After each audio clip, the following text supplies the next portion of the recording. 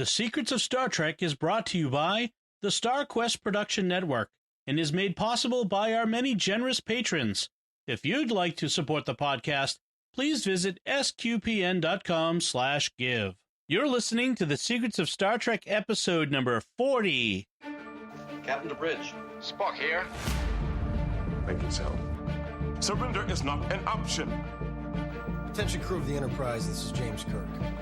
We are all explorers, driven to know what's over the horizon, what's beyond our own shores. We would have helped you get home if you had asked. That's who Starfleet is. Hi, I'm Don Bettinelli, and you're listening to The Secrets of Star Trek, where we discuss the hidden layers and deeper meanings found in all the Star Trek TV series, movies, and more. Right now, we're discussing Star Trek Discovery during its second season, and this week we're talking about the most recent episode, Project Daedalus. Joining me today on the panel are Father Cory Sticha. Hi, Father Cory. How's it going, Dom? Very well. Welcome back, by the way. We missed you. Oh, yes. I'm sorry I missed last week. And, probably one of the best episodes of Discovery, and I'm gone. And I had to listen to it on Tuesday and go, oh, man, I missed out. That's the way it is. That's the way it is. And Jimmy Akin. Thank you. Welcome, Jimmy. Hey, Dom. So, folks, remember to like The Secrets of Star Trek on Facebook at our Facebook page, facebook.com/StarQuestMedia. Retweet us on Twitter, where we're at SQPN, and leave us comments on the show. We have a comment from a listener that I'm going to read later on in the show that they had some feedback for us, and we'd love to get your comments. If you have not done so, if you're listening through your web browser for some reason, please subscribe in iTunes. You can do that on your smartphone or on your iPad or on your various devices. Even if you listen to Android, you can listen to the show, right, Father Cory? Oh, absolutely. Yeah. And it's obviously it's not iTunes on there. It's Google, the Google podcast app. Yes. It's there. Yeah. So you can subscribe at iTunes, Google, Stitcher, TuneIn, on YouTube, where you can hit the bell to get notifications. And please share the podcast with others. Write a review in various podcast directories. All that stuff helps. We so appreciate your help in growing this community. This is a community effort. We do this on this end, but you help us reach the audience and grow the community, and that's we really do greatly appreciate that. And if you've set your wake word for your Echo device to computer, which you can do, you can say, "Computer, play Secrets of Star Trek podcast." Exactly, and that will play the most recent episode of the podcast. Oh, but you can also go back. You can say "Computer, next episode," and it'll play the previous one. Oh, cool. Yeah, I didn't know that. You can also, within episodes, you can say, if you've heard part of it but not finished it, you can say, "Computer, go forward 20 minutes," or whatever. Excellent. Yeah, the using Google Home or Echo, you can listen to podcasts. And you can do that with any podcast. You just have to say the title and then podcast. Yep, I tested out on Google Home the other day and works great with Secrets of Technology, with this one, with Let's Talk, a bunch of our podcasts. So it's got to be a little meta saying "Computer, play Secrets of Technology podcast." Exactly. So this episode is called Project Daedalus. So before we get into it, who is Daedalus in antiquity? So Daedalus was a craftsman in Greek mythology. He built the famous labyrinth for King Minos on Crete, the one with the Minotaur. And he was less happy when Minos then imprisoned him and his son in the labyrinth. So to escape from the labyrinth, Daedalus made wings out of wax so the two of them could fly off. But Icarus famously did not heed his father's warning and flew too close to the sun, so his wax wings melted and he died. And Daedalus mourned him. So that's who Daedalus is.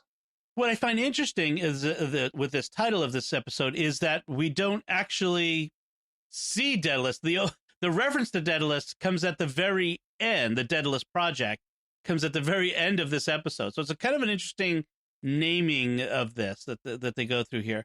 It's possible. I think there have been ships before named Daedalus in Star Trek, but I don't know that that's going to have anything to do with Project Daedalus.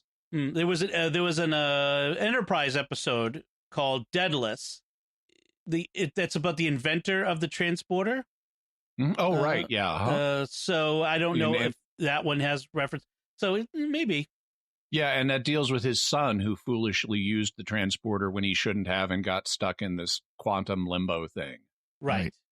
So, I mean, given the Red Angel and our theories about the Red Angel, maybe there is a connection. I mean, the Daedalus, Icarus, wings, Red Angel, wings with a person wearing them.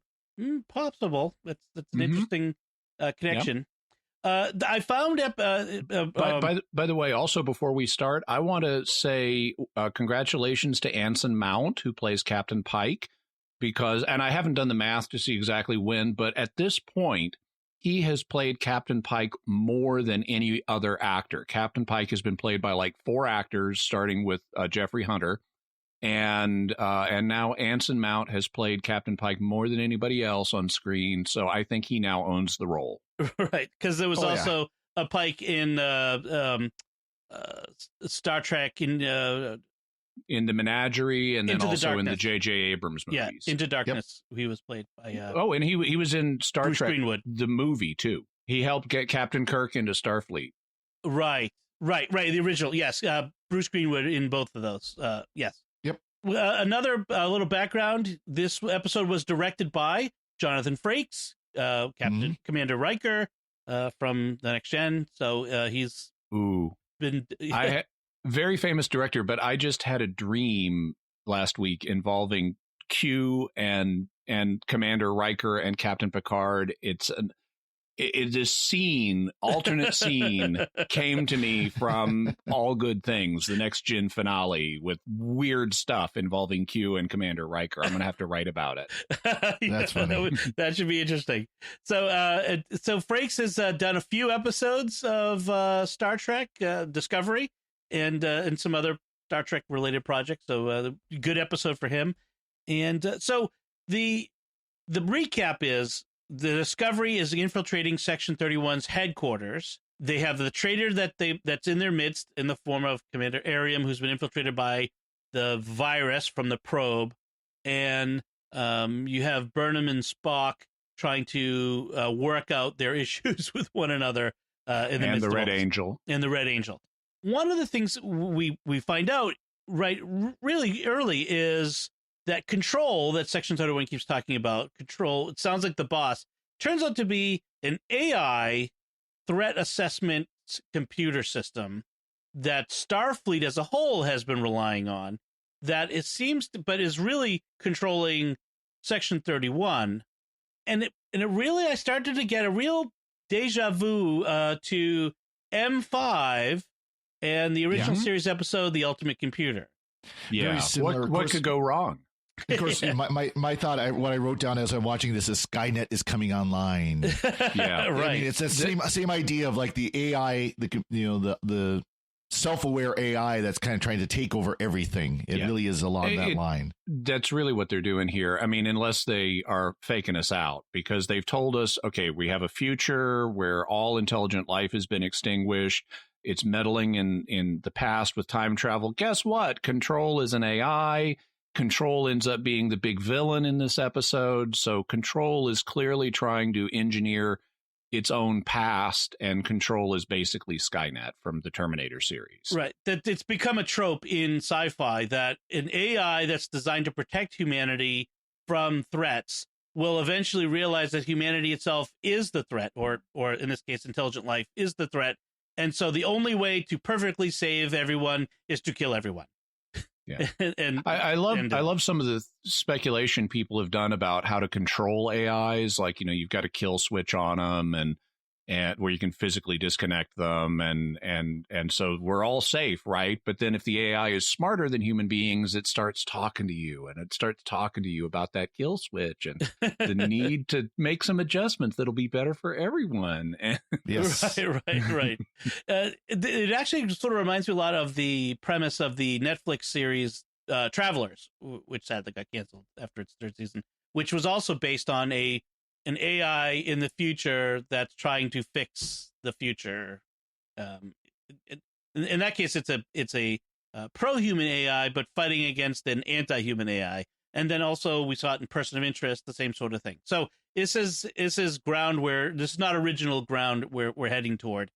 If this bears out, this theory bears out, which it looks like it will. So the episode begins without a voiceover for the first time in many episodes. We go right into it. What will we do? Exactly. No personal log, no musings of Burnham or somebody. Just right into the action. We have Admiral Cornwall coming back, landing in the hangar Discovery, who and she somehow found them even though they're on the run. I got the sense she got in contact with them to tell them, look, we're on the same side here. That's my thought. Of course, my question is, how do they know that they can trust her, that she's not setting them up to turn them in? Right. Yeah. And they don't even address that at all. Right. And they haven't fully deduced from, even though they had the evidence from last episode, they haven't deduced that it wasn't Tyler who sabotaged the spore drive. Tyler, who is locked up in his quarters and will not be seen at all in this episode, by the way. He's absent. So Cornwell shows up to test Spock. Now, remember, Cornwell is a psychologist by training. We knew that last season. And so she's testing / interviewing Spock with a future version of a polygraph. And that this had a question raised in my mind, because based on last season, they seem to be hinting that Cornwell is eventually going to go mad and become the Lethe character who we meet in the original series on the insanity asylum planet, Dagger of the Mind. But I'm wondering if they're going in a different direction now, because in this episode, she interacts with Spock directly. And I don't recall if the Lethe character interacted with Spock in Dagger of the Mind. But if she did, that could signal they're going in a different direction with her character now. Right. I felt like that, like last season, it was a thin basis to go there, but the possibility was there if they'd wanted to. She was introduced in an episode called Lethe. Right. That was the idea. You're probably right that they've decided to. A lot of those threads laid down in last season, I feel like, have been sort of abandoned, and they've taken up new ones with some of these characters. We do learn in the psychological interview why Spock committed himself to an asylum, because that's been a question. Why we knew he committed himself?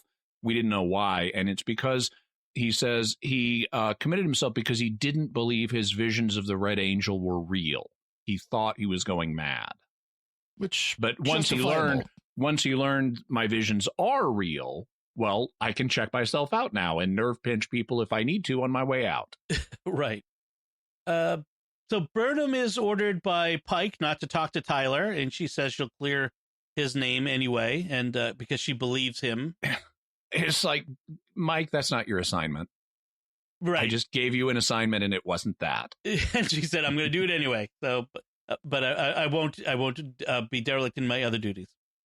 So Cornwell's problem is while Spock passes the polygraph or whatever it is, she has video of Spock committing the murders, and analysis shows that it's not fake, which we know eventually that it is, of course. So somehow something's and of course it's different than what Burnham saw when they were on Telos 4. After he nerve pinches and punches people, he then gets a phaser and shoots them dead, even though they're already incapacitated. Right. We also learned that Section 31's admirals haven't responded to Cornwell in weeks, and Control, which is a threat assessment AI, as I said, isn't accepting her input or any input from any Starfleet admirals. So they're supposed to input data, and then they get a threat assessment back. It's a tool. They just got to reboot the server. That's all it is. Well, that's the thing. And Cornwell, seriously does not trust Vulcan Admiral Patar, which it sounds like a kind of Indian food. I want to have some Patar with maybe some chutney and vindaloo. Right. But anyway, she doesn't. But yeah, she doesn't trust Patar because Patar is a logic extremist. Yes, the circle pulls tighter on that because there were logic extremists that attacked Sarek's family because of Spock and Michael. And they did bad stuff last season, too. Yes. So Patar, is a logic extremist who wants to turn over all strategic decision-making to control. Yeah, she says as soon as the red signals, angel stuff started happening, Patar started saying to Starfleet Command, you got to turn everything over to control. Since the computer is the most logical, obviously. Yeah. So the mission is now go to Section 31, arrest Patar, and reset control. Reboot it. Yes. The IT mission. These are the new Starfleet geniuses instead of Apple geniuses. Then we have this fascinating moment where we see a memory playback where we realize that Commander Ariam is actually a fully human woman who was married. Not fully. Well, previously she was. Previously. Yeah, she was a fully human woman who was married and eloped, and so she and her husband had recorded this message for their family that we seeing in a memory on a beach in Hawaii. Yep, and they were about to get back on a shuttle to get back to wherever to see everybody, and there was an accident in which presumably he died, and she ended up having to be cybernetically augmented to save her life, and she has to review and upload her memories every week to clear out the buffers or clear out space. Kind of like clearing your like back in the old days where we had actual cameras, digital cameras, where you had to pull out the chip and clear the memory on it. I'm thinking that she should have a hard drive big enough in there that she could at least save low-res versions of these memories. She shouldn't have to do this every week. Although, if you think about it, I don't have to do that with my computer every week. If you think about it, since we see every single moment of our lives, but we don't remember them. Our brain purges the unimportant stuff like walking through the hall, that sort of stuff.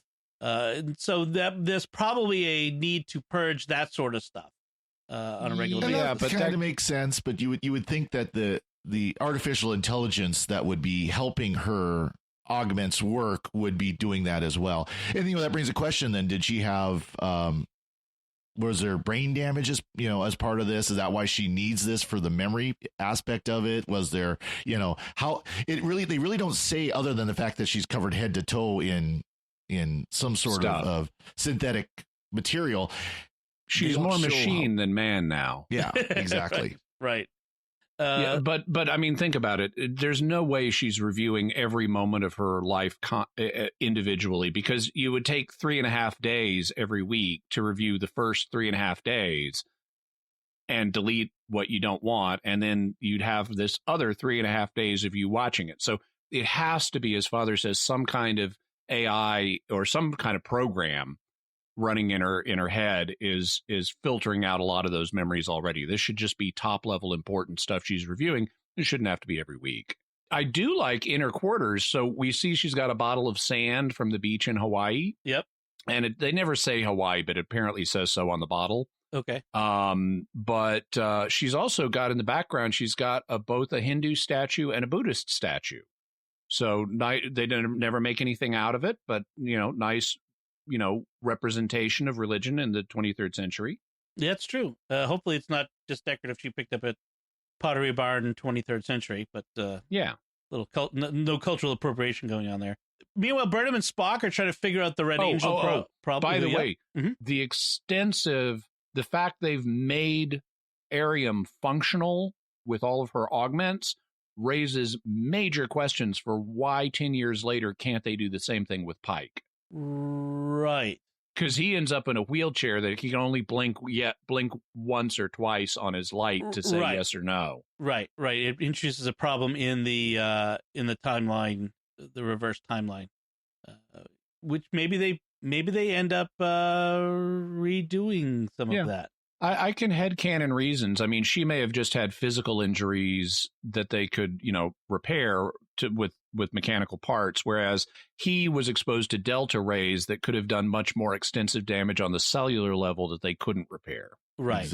Exactly. Right. But it's something that should be addressed. Yep. I will say, though, that the scene kind of felt like the stereotypical war movie scene where you got the private who's showing his seasoned officer or sergeant the picture of his girlfriend at home. Yeah. Of course, you immediately know he's going to die. And that's kind of what this felt like, I hate to say. Yeah, we're finding suddenly Ariam gets her moment in the sun, and that's why. Bummer. Yep. So maybe she's Icarus. Yeah. And I have to say the actress looks so different without all that makeup on, of course. But it's interesting to see the difference. So this is the first time in this series that we've had a character who's been here for this long and has gradually built up, and now we're going to lose the character. So that's a dramatic shift, and they're telling us characters bridge crew can die. But and that's good. But I also wish we'd gotten to know Ariam longer. I agree. Because she was such a neat character. I wish we had gotten to know her before she was infected. Yeah. My thought, I kind of, wrote down that this felt cheap because she was just kind of I hate to say it, but an appliance on the bridge for a long time. And then all of a sudden, now there's, this season, they started to introduce her. We're kind of wondering why she would just introduce herself as Lieutenant Ariam. Mm-hmm. And that was it. And even just a few episodes, we were having trouble remembering her name. And all of a sudden, the last 2 episodes, 3 episodes, 2 episodes mostly, because now they're starting to develop her character just to kill her off. Right. That is a little frustrating. Like last season, we got nothing about the bridge crew. Like they were just, like you said, like your props. Yeah. And now I thought this is a fascinating character. She's sort of a data analog. Data analog. Don't mean that in the in the pun sense, but she's digital, dude. She's the digital analog data. So, but it would have been fascinating to see how they develop this character and use her unique abilities, presence. But we've lost that, and it's frustrating because most of the rest of the bridge crew are just pretty standard human beings. And people are interesting, I know, but there's nothing that makes them real stand out per se in a sci-fi sense. So a little disappointed there. So I was going to say Burnham and Spock are trying to figure out the Red Angel problem, and they're still bickering. That seems to be a common theme lately with things. Actually, before that, they're just standing there silent in engineering in the spore drive section. Right. Yep. And Stamets is like, you guys are creeping me out. Why don't you start talking? We're thinking. Think louder. Yeah. Right. That was a nice line. I don't want to hear myself talking here. Well, I like that line. It was, I don't like having an audience when I talk to myself. Right. So it comes up. Burnham says to him, the purpose of logic is to problem solve in an uncertain environment. Does that follow? Is that true? In terms of its practical application, sure. I mean, in theory, no. You can just do logic for its own sake, like you can do math for its own sake. Okay. So then on the Ariam is back on the bridge, and we see she's got this relationship with Tilly. They're friendly with each other, and they're working on decrypting this message, which they've now learned was sent to Section 31. Yes. And what's fascinating here is we've got a lot of actually fairly subtle psychology in this show, because Ariam apparently is suspecting that she's been compromised, and so does Nahan, right, the security chief. The security chief, who we learned, by the way, she's a Barzan, and the reason she's got those facial appliances is to let her breathe our atmosphere. We've actually seen the Barzan race before. The makeup's a little different, but they're in an episode of Next Gen. So it was nice for me to say, oh, we know who she is. I didn't know why she had those things on her face. But she also becomes suspicious of Ariam and is like shadowing her, but doesn't have enough evidence to go on. And meanwhile, as Ariam begins to suspect herself, because she's thwarting their decryption efforts, she tells Tilly, stand by me and don't leave. And so Tilly will see whatever Ariam does. And so you get this nice, subtle thing going on where you have suspicions happening around Tilly, where both Ariam and Nahan are suspicious, but don't have enough to just pull the trigger on this yet. Right. I should close the loop on the Burnham and Spock's discussion in engineering. I'm not sure why they were doing this in engineering as opposed to anywhere else. But after he asked him to think, so Stamets would get a residual for this episode. yes, Pretty much. So after they've been loud thinking, he then says, "You know what? Your loud thinking is too distracting. Go somewhere else." So which is funny. So yeah, and then Arium, they decide that because the message was sent to Section 31 headquarters at this penal colony that they thought had been closed down long before, but turns out it isn't. Cornwell says we need to go there, and by the way, for people who will remember when Section 31 was introduced in Deep Space Nine, Sloan famously told us there is no Section 31 headquarters. So there's two ways of looking at that. Number one, there used to be, but there is no longer. And number two, Sloan was lying, which is like totally in character for Sloan. Both are equally plausible. Both are equally plausible. By the way, speaking of Section 31, I had not known this because the licensees have not released these as audiobooks or listenable ebooks, but which is like hint, I would buy them if you did. Yeah, exactly. But in the Section 31 novels, Control is mentioned as an AI. It's apparently in a couple of the Section 31 novels. So this seems to be an instance of the TV show picking up something from the licensed materials. interesting. It plays the same role, apparently. So they decide to jump there or warp there. They don't. I got to be careful using jump. They decide to warp there, and just before they warp, there's this moment where Pike says, "Look, we're going to enter into this," and then he uses a profanity. He says a bleep storm. We're trying to stay G-rated here. Oh, yeah. I Stuff storm. I forgot that. Yeah, a stuff storm, and which was kind of interesting given like last episode we talked about how they seem to be very clearly trying to downplay that. Oh, we had said we were going to be able to swear because it's streaming now, but we're not really going to. And even Saru makes a big deal about language on the bridge, and Pike is this Boy Scout. So then we have this casual use. Yeah, well, they're doing that for drama here. Also, it's not an F word, so they haven't done that yet. Again, what I found frustrating about because he's asking Cornwell, tell me about what we're going to encounter, and we only get this information piecemeal as they encounter it. It's like, dude, no, you need a pre-mission briefing where you tell them everything they are going to encounter, and we didn't get that. So we're 10 minutes away. Now why don't you tell us what we've got while it's almost too late to turn around and say, never mind. Or to be ready, right. And so Cornwell tells them that it's heavily fortified and that there are mines. And Pike points out... Which are illegal. Right, that the mines are illegal. Although, during the Dominion War, did they not use cloaked mines in front of the wormhole? Cloaked regeneration mines. Well, that's 100 years from now, and different for reasons. Apparently, mines are no longer illegal at that time. But there are, because of just how dangerous mines are, there are efforts to ban them on Earth right now. So because they end up staying, you plant them and there's no way to collect them afterwards safely.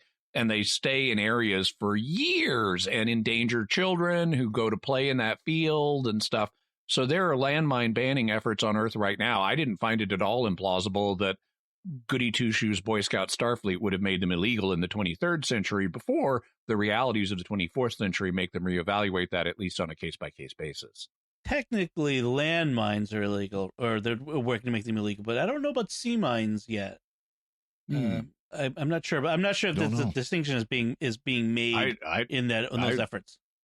I don't know, but I can see a case for banning sea mines too, especially if they become untethered and become a hazard to shipping lanes. Well, I like that conversation between Cornwall and Pike, where she says, well, we didn't actually make them. And that's a distinction without a difference. It's not who makes them, it's who uses them. That's the problem. Right. She says that we were under attack by Klingon warships with cloaking devices, so we needed to. Sometimes in war, the terrible choice is the only choice. And then Pike says, giving up our values in the name of security is to lose the battle in advance. And then he throws it out there. is that why Enterprise was sidelined? In other words, were we sent off to the distant reaches during the war because you didn't want me to raise this objection because you knew I would? And then she kind of throws it back to him. No, Enterprise set out the war because if we lost the war, we wanted the best of Starfleet to survive. And as the conversation makes clear right now, that was Pike and all that he represents. And that's like, oop, don't I feel awkward now? way to diss all of the rest of the Discovery Bridge crew. You were the guys who weren't good enough to be sent off. Well, yeah, exactly. Given who Lorca was in command, I'm gonna guess that was not inaccurate, because it's really about the commander, right? I mean, the captain Pike would have had to take control of Starfleet or what was left of it had the worst happened. So I love the way Cormac sort of turns it back on him and sort of makes him awkward by pointing out that it was really a compliment. It's the kind of thing she should have said to him in a ready room, though. Yes. Not good management to say it in front of everybody who you just dissed. Right. So, meanwhile, by the way, with the mines, I like what they do with them because they're interesting sci-fi mines. They're not just like photon torpedoes that are drifting, or even just one kind of mine. Yeah, they're blade. One kind that we learn about are blade mines, which are attracted to shields, I guess, so they can't use their shields. But then if you can't use their shields, the blades activate. So I guess maybe they'd blow up if you had your shields. But then if you don't use your shields, then they start spinning their blades and will cut up your hull. The other type that we learn about are blackout mines that interfere with your navigational system. Right, makes you think you're upside down, and I'm thinking, well, it sounds like it's some random sensors so that you can't figure out what's going on. You're in space. There is no upside down, but okay, never mind. Well, that line kind of got me. You can understand that, where you expect to pitch, let's say, Y up, if you want to, from your perspective, and it starts going down instead. I think that's kind of what she was trying to say. Yeah, I get it. But she did say, my sensors say we're upside down, and I just thought that was kind of funny. There's extended discussion online of how in all Star Trek and Star Wars, all the ships are face the same way. They always are on the same plane, like they're ships sitting in water wherever they are in space. They've been doing things about that, though, in this season of Discovery, where we get these weird panning angles and see things ships and stuff upside down. I like how Cornwell tells Detmer at that point, you're flying blind just like in the Academy, which is a nice way of telling the audience you were trained and you would have been trained to deal with this. So I guess she's using Dead Reckoning or something to navigate at that point. Right. And it's some kind of internal gyroscope or something. Meanwhile, while all of this is going on the bridge, Burnham and Spock are off doing something else. But I guess they're not at red alert, so they can be doing what they're doing. But they're playing chess. Michael proposes a game of three-dimensional chess as a way to help fix Spock's logic. I like this exchange where he says, it's arrogant of you to assume I need fixing. And she says, it's arrogant of you to assume you don't. Yeah. Well, then let's play chess. Yeah. Anyway, are you just afraid to lose? And so, of course, he's not. I have to admit, as much as I hate the way they portrayed Spock in all this, it was kind of nice to see Burnham get taken down a notch or two by him. Yes. There is this is kind of the second of three particularly subtle psychological scenes in this episode, because as they're playing chess, he's losing. And so she's probing him on why are you not focusing and stuff. And he's playing illogically, she says. What's that? She tells him, you're playing illogically, you're making illogical moves. And she thinks he's doing it on purpose. And I love his line, maybe I just don't like rooks. And I'm a little different, Father. I actually am okay with the way they're playing Spock. And I like how he and Burnham are passively aggressively fighting by psychologically analyzing each other. And he starts going after her and tells her that she falsely blames herself for the war. I mean, he doesn't say it that way. He says, the war was your fault, but he's implying you're falsely blaming yourself for the war. and also for the death of your parents because you wanted to stay and watch a star become a supernova. And you should have known as a child that's exactly when the Klingons would attack. And he's being sarcastic. But he says that she assumes too much responsibility for herself. And she's, which is true. As a character, she does. She assumes too much responsibility. She doesn't realize not everything hangs on her, and she's not responsible for everything. And then she starts going after him for, why are you so angry? And he kind of doesn't understand why he's angry, but he starts talking about his failures and talks about failure as liberating, because then you don't have the responsibility. If you failed, you can't do anything about it. And so in a way that's liberating, which is the opposite of her experience, where she's can't allow herself to feel any sense of failure. And so she insists on being responsible for everything.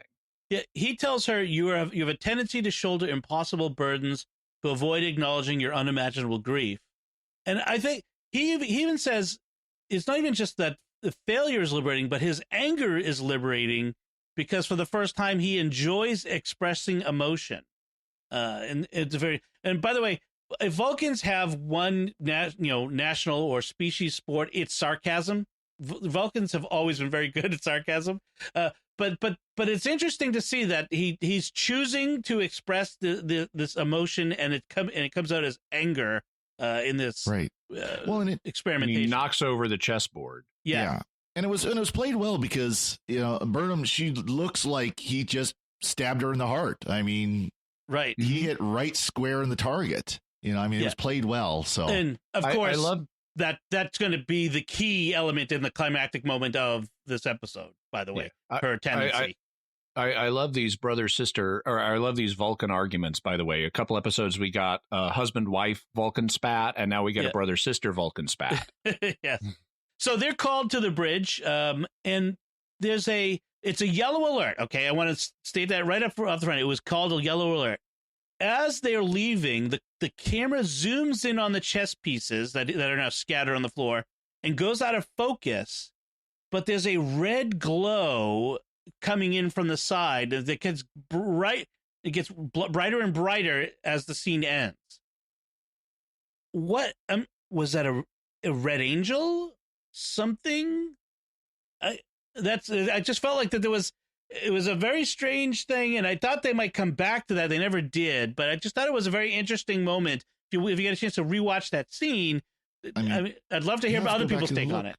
Yeah, I mean, it could be, symbolizing the red of anger, or who knows. Right. But it wasn't. It was very specifically a yellow alert. The line said yellow alert, so they're called to the bridge.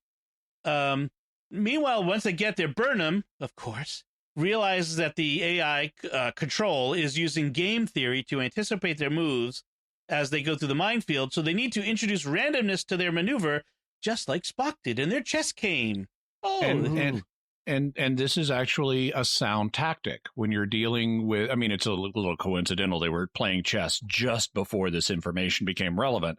But when you're confronted with someone who can outthink you, introducing randomness into the situation is a sound strategy. It shows up. I've seen it in other science fiction works where characters will when they know they're dealing with someone smarter than them, they will deliberately flip a coin at key junctures, because an AI cannot, or a superior intelligence cannot tell what the coin flip is going to come up as. Right. And this is a key to the defense against the Borg in the future. The random frequency shield frequency variations that they come up with to combat the Borg. They're compensating, Captain. Yes, those Borg are always compensating for something. So they have different crew members calling out different evasive maneuver patterns. Yeah, that was nice. Kind of fun. I mean, I just want to be the wise guy and yell out, do the hustle. But they get through, and then they get a communication from Admiral Patar, who says that Starfleet Command itself has ordered this attack on Discovery. So therefore, you need to stand down, because this is you have no one to back you up in this. Of course, we find out, spoilers because everybody's already watched this. We find out that this is not actually Admiral Patar. She is long dead, and that this is a hologram. She's not only dead, she's cold and dead, really cold and dead, very, very frozen, dead. Cold and dead. Yes, and that who is it that sees that something is wrong? Saru, right? Vision. Right, special Saru vision sees that there is none of the color variation in the infrared spectrum. I think, or that all creatures exhibit as they talk, or something. Yeah. So he ties it to emotional reactions, and he notices that that Admiral Patar does not have the appropriate facial flush of heat that she should at a particular moment, and then he plays the video of Spock attacking and killing the people in the asylum, and he says, "See here in the ultraviolet," and it's like, dude, no, heat is infrared. That's the wrong end of the visible light spectrum. Right, exactly. That was a very big fluff in the script on their part. Then we have Spock giving advice to Stamets on his relationship with Hugh, which I thought was interesting. And it's another interesting psychological moment because so he mentions that Culber has moved out, and Stamets has been talking to Spock about the Red Angel and says the Red Angel wouldn't have picked. I mean, you can figure this out. The Red Angel wouldn't have picked a random Vulcan to mind meld with. And I'm going, yes, thank you. It's Michael. Right. But Spock then starts analyzing Stamets psychologically and says, because he has this problem of distance with Michael right now that Stamets is picking up on. Why are you and so distant from Michael? And Spock turns it around on him and says, maybe the reason that Culber moved out is because he needs distance from you, precisely because he doesn't know who he is anymore. And like that Spock. suggests that's what Spock's situation is. So he needs distance from Michael because he's uncertain of where he's at right now, so he can't deal with her. Right, exactly. Then we have, and of course, Burnham won't give him that distance. Yeah, Stamets and like in both cases, Stamets has been pursuing Culber and Michael has been pursuing Spock, and Stamets tells Spock that Michael loves him. Right. Yes. Very interesting moment. So they realize that the only way to get what they need is they need to beam over to the station, which where power and life support has been disabled. So what an undiscovered country we are in when we beam exactly. Over. We have floating stuff, gravity boots, and little droplets of blood floating in the air. Yes, we've seen that somewhere before, haven't we? So Ariam finds a reason for her to go over with them. She comes to the reason with Burnham and Na, and then as soon as Ariam volunteers, Nan jumps in because she's, like you said, has been very suspicious of Ariam by this point, and they discover Patar and the other Section 31 admirals are dead, and they were talking to an AI controlled hologram all this time. And this is creepy. They're like floating in these zero gravity poses, and they've been dead for 2 weeks. They're covered in ice, and then when they turn the life support back on, so the gravity comes on, smash, and like one of the bodies is cut in half by that, and Admiral Patar's arm has been shattered off. Yes, very creepy. So Ariam is going to I forget exactly what they gave as a reason, what she was going to be manipulating. She was going to reboot the control AI. Right. So what she's really doing is downloading all of the data from the sphere that the sphere gathered about the galaxy. Oh, and remember the sphere from a few episodes ago. She's downloading all that data, which is why Ariam has been offloading all of her memories, is to make room for all that.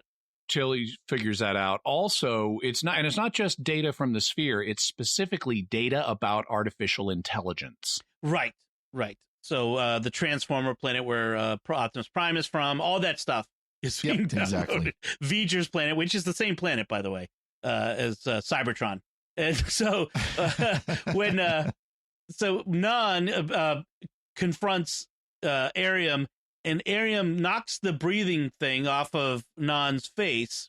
And she's instantly debilitated because apparently Barzan natives can't hold their breath for beans. Well, not just that. Why doesn't she activate her environmental suit? Because wouldn't her environmental suit be tuned for her specific environment? Just turn it on. Put the helmet back on. Oh, yeah, don't you know those are only designed for humans, and they have to, right. Sure. So we find out that Control is the one that took control of Arium to get the sphere data, so that it could be its aim is to become fully conscious and aware and independent, so that it can then Skynet is active and destroy all of humanity. I found it interesting. So Tilly is trying to get through to Arium, but she doesn't try to hack her because she's got a virus in her head, right? She doesn't try to like use computer wizardry, and that's I applaud this aspect of what the writers did, because the temptation in Star Trek is to you find the technological solution. We got to tech the tech. Exactly. So instead, she uses her humanity that's in Arium. She's trying to remind her of her memories, of her most important memories, including. And she texts her a memory. Right. She sends her an SMS of her memory, and Arium is able to get a little bit of control back, but not. She knows that it's not a permanent thing, and she wants. There's a big fight with Michael, gets locked in the airlock. That's the standard sci-fi trope of the airlock situation. And she wants Michael to open the airlock and kill her to save everyone from her. And Michael is now in that situation that Spock talked about. She has this burden. She has to kill her friend, which they didn't really spend a lot of time building up that friendship, but we have to deal with what we've got here. Which she has to kill Arium in order to save everyone, and she can't do it. And it's Non who has to come back from the breathing problem. Yeah. And Pike is like giving Michael, this is a direct order, open the airlock. Right. Yeah. She's trying to relieve her of that burden, but Michael cannot. Well, then psychologically turn that over. As all this is going on, you've got the classic sci-fi countdown where it takes 30 seconds to open up that door, so they have time for the emotional reactions and everything. And last second, and also even though doors are very important to what's going on in this fight scene, phasers don't work on doors for some reason in this scene. So they can't just blast their way through doors at appropriate moments. In fairness to Michael, she does have an alternative. I mean, she is defying orders, but she has an alternative she's trying to work, which is she's trying to take the computer offline so she can like delete all of the stuff that Arium uploaded to it. There's another solution that's never brought up, which is, why don't they just beam Arium into a cell on Discovery? Mm-hmm. I mean, even or after she was stun her into unconsciousness.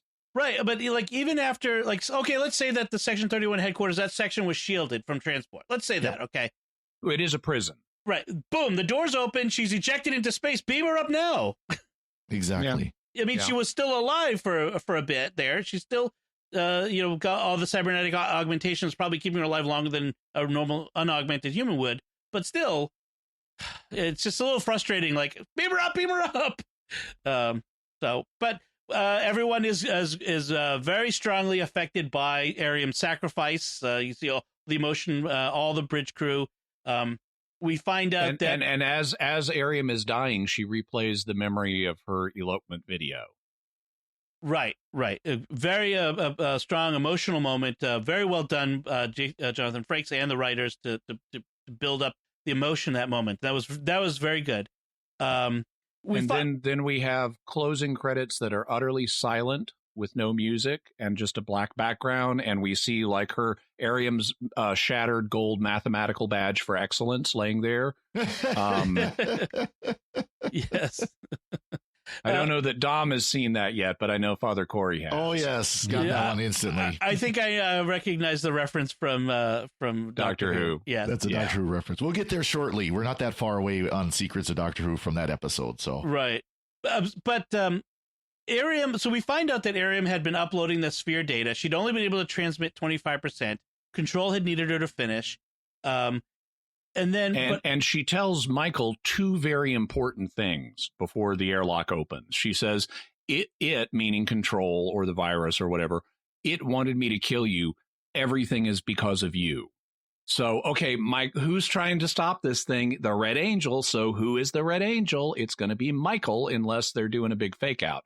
Then the second important thing she says is you have to find Project Daedalus. Boom, airlock opens, out she goes. Then from there, we get previews for next week. And we didn't on Amazon Prime or on Amazon. There was no preview. I had to go on YouTube to find it. All Access had it. And so the preview is going to show that Mike, I mean, let's just Ariam's funeral. And then we're going to see Michael going into whatever Project Daedalus is something having to do with the Red Angel transporting Michael somewhere in time and space. Ooh, that Daedalus, those Red Angel wings. Exactly. I hope they're not made out of wax or the red heat may melt them. Yeah. So that's this episode. And so we agreed before, this was a good episode, another good episode. It feels like the series has kind of hit its stride now. Now that we're halfway through, we've got done with all the setup, and now they can start to pay things off. Right, and in fact, the next episode is called Red Angel. I mean, this is going to be. I mean, it may in fact pay off the whole thing. I mean, this may be the end of it, and we'll have a whole nother thing for the rest of the season. They have to have major reveals on the Red Angel next time, or the title will be a total. Or they're just being unfair with the audience. If you call it the Red Angel, you have to explain major things about the Red Angel, even if you don't give it all away, though frankly they may give it all away. Right. And Jimmy, you shared a video with me, a YouTube video talking about the new Picard series starring Patrick Stewart, which has mentions rumors that the Red Angel is somehow connected to the events of the J.J. Abrams Kelvin timeline, Star Trek, the red substance. What is the red element? Red matter. Red matter. And the destruction of Romulus and Vulcan and stuff. Personally, I didn't buy that. That's not the reason I shared the video with you. It just had other information about the upcoming Picard series that was more credible. Right. The whole idea that Patrick Stewart will make a cameo in the last episode of the season, I don't necessarily think that's going to happen either. That's stretching. That seems stretched, the big stretch to me. But the color red keeps showing up in different things, so that's probably something. 1/6 of the spectrum. So. Exactly. So anything else? You guys have any notes on this episode? A couple of small things, just real small things. One of the scenes where Ariam is downloading her memories into Discovery, they actually played a modem sound, so she's using a modem to download into Discovery. Yep. Just real quickly, just a little quick snippet. And then the electrical isolation on Discovery sucks because Stamets said they're working on that part of the spore drive, and it shorts out all of engineering. Right. Have you not heard of circuit breakers? Better isolation than that. Yes.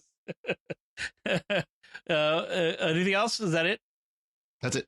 Okay. I noted that, so it was kind of fun to have a callback when I thought the memory scene where Ariam's reviewing her memories, I thought that was very nicely done. Because we get to see all these little glimpses of her life, and they're really sweet. They're really nice. We get the elopement. We get the video of her sitting around with the other female crew members, and they're talking about having lunch or whatever, and they're talking about Codiscot, which is a game people will remember from Voyager. And apparently Tilly and Ariam are like the best Codiscot players, on the ship. And it was just really nice and sweet. And I liked the way that Tilly then called that back as she was trying to reach Ariam's humanity.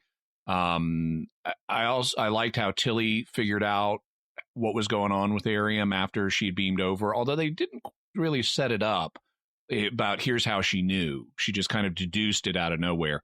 But it did give us a nice Tilly Ariam scene. Also, I noticed, even though they told us you can't use shields because it'll attract mines, at a certain point, they started using shields because Detmer had a line of shields are at 90%. Right. They did. They did give the order to raise shields at one point. After the saw blade mines started hitting the ship, they went ahead and raised shields so that the saw blade mines didn't turn the ship into confetti. Yeah. Right. So that's that story. I did want to kind of bring up a little bit of feedback. We had a post comment on Facebook on our episode on Light and Shadows from two weeks ago, where Alfredo says that he says, "Great show again." Thank you, Alfredo. You mentioned how Section 31 is reminiscent of the Psi Corps in Babylon 5, but I think it's more specifically reminiscent of Bureau 13 within the Corps. They even had a control in the person of Talia Winter's hidden personality. So, very interesting for you Trekkies who are also Babylon 5 fans. Oh, yes. But so thank you, Alfredo. Incidentally, they had to change Bureau 13. That was the original name for the secret organization on Babylon 5. They had to change the name because there was like a role-playing game or something called Bureau 13. And so they transformed it into the Night Watch. So we'd like to take a moment to thank our patrons who make it possible for us to create the Secrets of Star Trek. And today we want to thank by name Laura M., Matthew B., Sailing L., Amy Z., and CM. And you all know who you are. And through your generous donations at sqpn.com/give, they make it possible for us to continue the Secrets of Star Trek and all the shows we do at SQPN, and you can join them by visiting sqpn.com/give. So that's it from us. What do you all think of Project Daedalus and what we had to say about it? Did we miss anything or anything we need to correct or just want to add to what we had to say? We would love to hear from you, so you could go to sqpn.com/trek or the SQPN Facebook page, which is at facebook.com/StarQuestMedia, and leave us feedback there or send an email to trek@sqpn.com. We'll be back next time when we'll be discussing the aforementioned episode Red Angel. Until then, Jimmy Akin, thank you for joining me and sharing the Secrets of Star Trek. Thank you, Dom. Live long and prosper. And remember, as the CEO of SQPN, it's all about you. You have to find Project Daedalus so you can become the Red Angel. I am the Red Angel. Father Cory Sticha, thank you as well. Well, thank you. I don't have anything as clever as Jimmy, so I'll see you. Okay. And once again, I'm Dom Bettinelli. Thank you for listening to the Secrets of Star Trek on StarQuest. And remember, 3 cheers for cybernetics!